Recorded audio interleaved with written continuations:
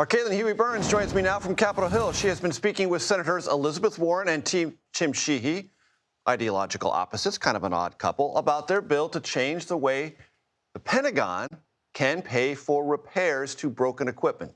CHB, take it away.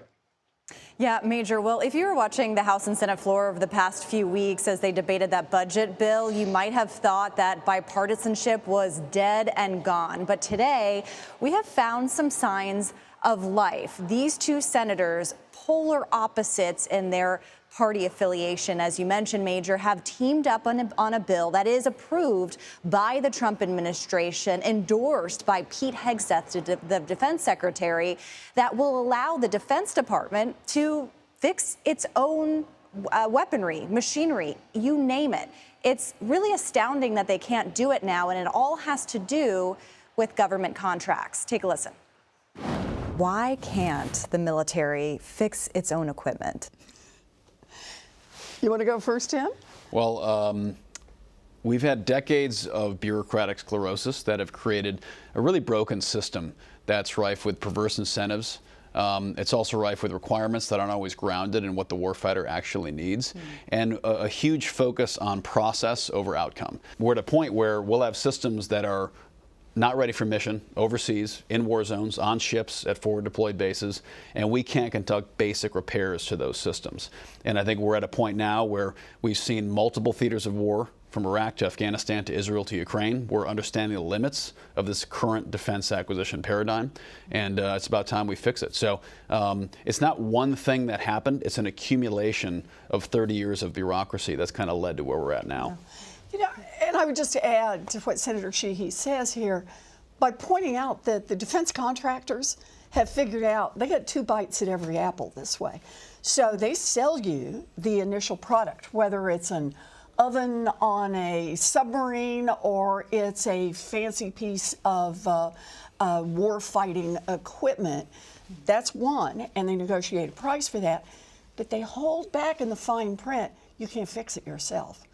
So when the safety clip breaks, when you get sand down in the equipment and you need to mess with it some more, the answer is, too often because of what's in that contract, that the military says to our service member, don't touch that thing.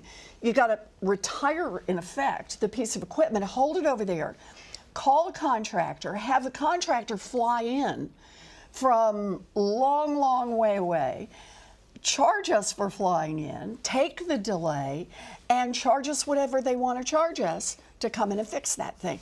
That has turned out to be a very profitable model for some of the defense contractors. And what our bill says is no more, no more. The Defense Department, going forward, if our bill is signed into law, it basically says, here's the deal. You negotiate the price to buy the thing, and if the thing breaks, we may fix it ourselves. We may go to another small business, a startup, some guy who set up shop to be able to fix just that kind of thing, or we may come back to the manufacturer. But the choice will belong to our military to make the right economic decision to purchase, and then the right economic decisions down the line on how to repair it. What about the argument, though, that the contractor knows the equipment better than anyone else, has the ability to fix it better than anyone? Why shouldn't they be allowed to be the ones? Let them compete. They want to offer, they want to say, hey, we can fix that. You know what? I'll bet if that happened, that the price of fixing it would go down if there were competition. That is, other little guys were in there saying, hey, we could fix this. Or let's face it, the service member himself or herself who actually also knows this stuff, let's have that open competition.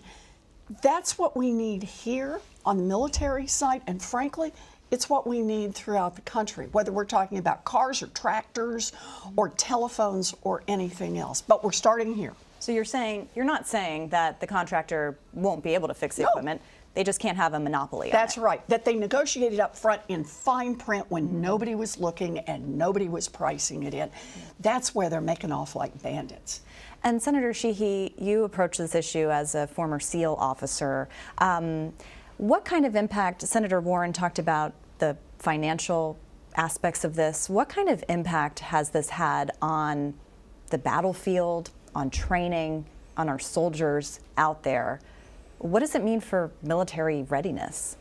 Less readiness, to put it bluntly.